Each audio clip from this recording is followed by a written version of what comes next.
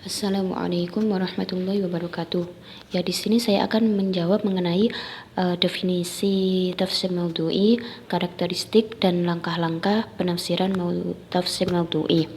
Nah, tafsir maudhu'i itu berasal dari kata fasaru yufasiru tafsiron yang berarti menjelaskan atau menerangkan.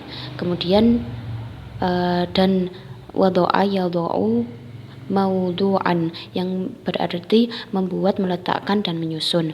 Nah, jadi tafsir maudhu'i ini adalah salah satu metode penafsiran di mana dalam upaya memahami ayat-ayat Al-Qur'annya ini memfokuskan pada satu tema tertentu yang kemudian menghimpun ayat-ayat yang berkaitan dengan tema itu mengikuti penafsiran maqasid Al-Qur'an dan kemudian menafsirkannya baik ayat itu berhubungan dengan kehidupan sosial atau yang lainnya.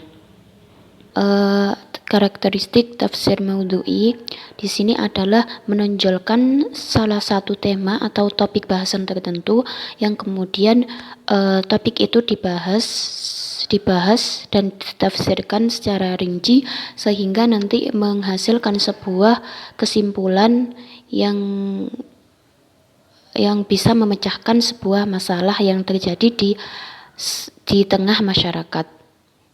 Adapun langkah-langkah yang digunakan dalam penafsiran tafsir maudhu'i ini adalah yang pertama yaitu mengumpulkan ayat-ayat yang satu tema dengan topik bahasan yang dikaji dan memiliki indikasi keserupaan baik ayat itu dari satu surat atau dari surat yang lain.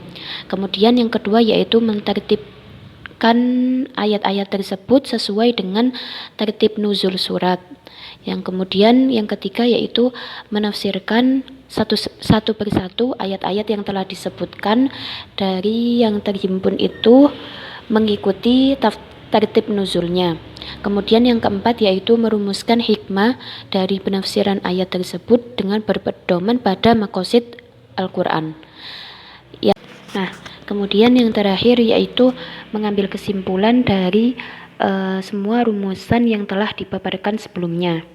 Jadi, setelah semuanya dijelaskan, diambil kesimpulan yang sesuai dengan konteks masalah yang terjadi di masa kini. Nah, salah satu bahasan yang dibahas dalam pembahasan kita adalah tentang ayat-ayat mengenai kebenaran semua agama dalam Al-Qur'an.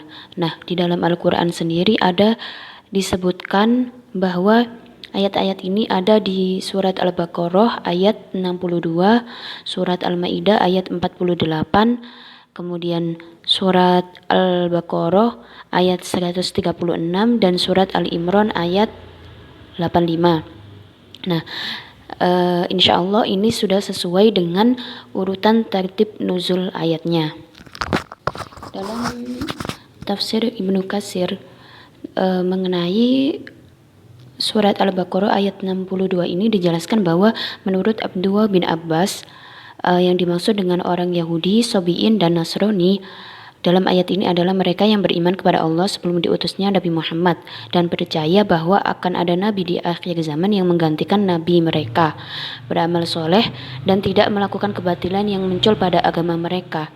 Contohnya di sini adalah pendeta Bahira di Syam, Waraqah bin Naufal, Salman Al-Farisi dan lain-lain. Nah, mereka itu sebelum diutus nabi beragama sesuai yang ada pada saat itu, tetapi mereka tetap meyakini akan adanya nabi akhir zaman yang akan menggantikan nabi mereka.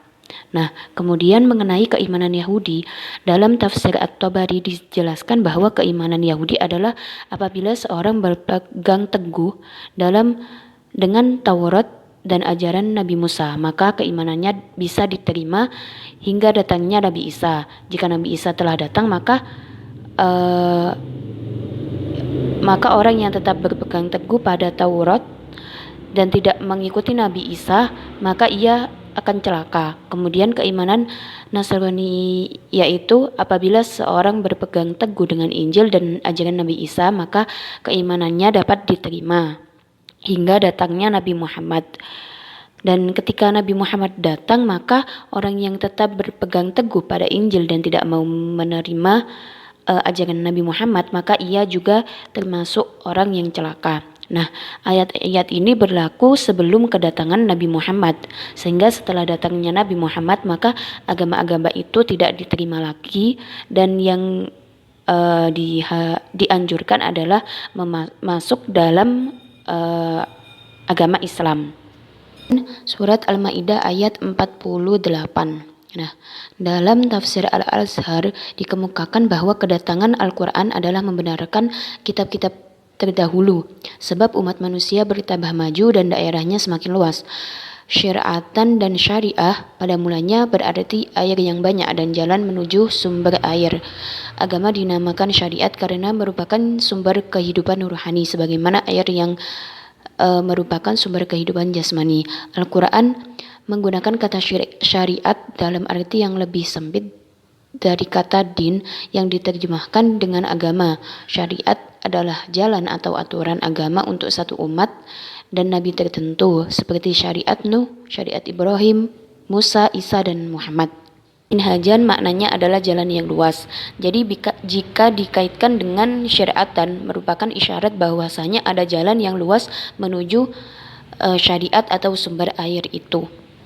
Kemudian yaitu surat Al-Baqarah ayat 136. Di dalam ayat ini Allah memberikan petunjuk kepada hambanya yang mukmin untuk beriman kepada Al-Quran secara terperinci yang diturunkan kepada mereka melalui Rasulnya yaitu Nabi Muhammad SAW, dan beriman kepada semua kitab yang telah diturunkan sebelumnya kepada para nabi terdahulu secara keseluruhan dan tidak memilih yang satu dan meninggalkan yang lain. Jadi tetap meyakini kitab-kitab yang terdahulu. Tetap. Surat Ali Imran ayat 85. Nah, menurut tafsir Ibnu Katsir, barang siapa yang mencari agama selain agama Islam, maka sekali-kali tidaklah ia akan diterima agama itu darinya. Perihalnya sama dengan apa yang telah dikatakan oleh Nabi dalam sebuah hadis, yaitu barang siapa yang melakukan suatu amal sedangkan amal itu bukan termasuk urusan kami, maka amal itu ditolak. Kemudian Quraisy Shihab berkata, barang siapa yang menghendaki agama lain setelah diutusnya Nabi Muhammad selain agama dan syariat Islam yang dibawanya, maka pada hari pembalasan nanti dalam pandangan Allah ia termasuk orang yang menyengsarakan diri sendiri yang berhak merasakan siksaan yang pedih. Nah, jadi hikmah yang dapat kita ambil dari ayat-ayat mengenai kebenaran semua agama ini adalah